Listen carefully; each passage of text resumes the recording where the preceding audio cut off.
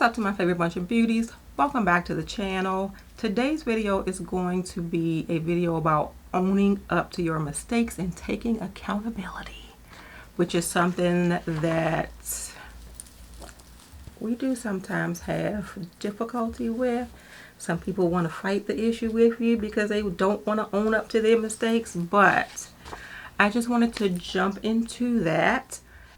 I wanted to touch on that because I recently had a conversation, and this was with a coworker who I think felt like she took as much as she could take. And it was something that was definitely something that I could have been doing better in my life that was affecting her as well, and I do own up to that. And we finally had a conversation about it. I do feel like there are still some sort of ill feelings around the situation, but at least we were able to talk, get the cards out on the table. I did promise that I was going to work on my issues and sort of make the situation better, because you don't want to be the person that's responsible for making your co-workers have to struggle. So that made me think about coming to you all with a video about owning up to your mistakes. And I really felt so much better after we had that conversation, and I did own up to, that's something that I need to work on. So the first thing that I want to say is that you absolutely have to face the truth about what you've done. It can be a difficult thing to do, but in the long run, it's going to put it out there. You won't have that weight on your shoulders.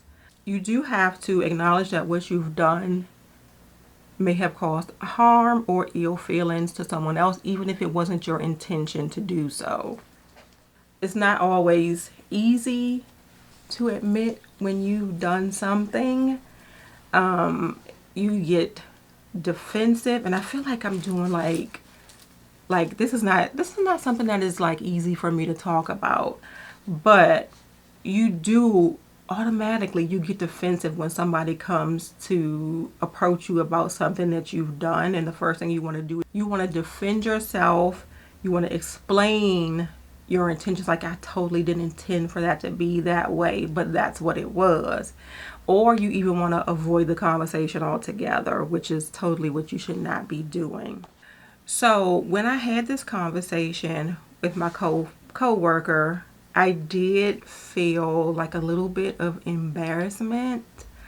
I felt a little bit of guilt, even I want to say a little bit of sadness that we even had to have the conversation, because I felt like I was doing the best I could, or doing what I do to the best of my abilities. And apparently that was not the case. So in sitting down with her and talking, I knew we had to get it out there. I had to take responsibility with what my actions were that caused this ill feeling. And we sort of, I wouldn't say we did come up with sort of a plan to sort of not hold on to these things, and that when we are feeling that way, we do need to have a conversation with each other about it. Because I do work in a small room, and there's only 3 of us. So if there's any ill feeling in the room, it permeates the entire room, and it can be very uncomfortable to work under those circumstances. So I made the decision to say to her, well, I did do that. It wasn't my intention, but I also did that. I made the statement out loud that I do intend to work on the problem that I am having that is causing the issue. I could understand once she sat there and explained how she felt. For the most part, I could understand where she was coming from. It does feel like a lot was, I want to say, dumped on her, but It was just, and I'm sitting here trying to think this through as I talk to you, because, and not to flip this around, because this is about taking ownership of the things that I have done. You sort of want to come to like a middle ground where everybody is taking their own responsibility for how the situation came to be. I want to say also that in having that conversation, that it was important for me to let her know that I was sorry for how things turned out. It was important for me to have her just explain how she felt and how she was feeling, and be willing to kind of grow from that point on. And I think things on my part have gotten better, even though it's only been a short amount of time. I do feel like things have gotten better on my end, so it sort of lightened the load for me. And I'm sure we'll have a follow-up conversation, and I'll see how she's feeling. Probably within the next few weeks or so, I'll see how she's feeling about the changes that I have made.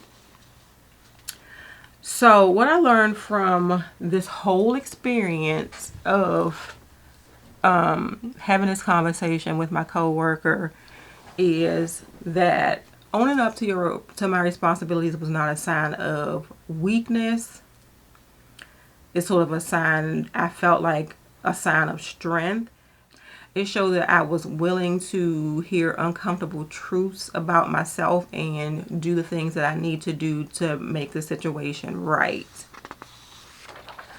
So I do want to say that moving forward, I am going to be more conscious about my actions. I have learned to sort of be careful with things that I say and how I say them.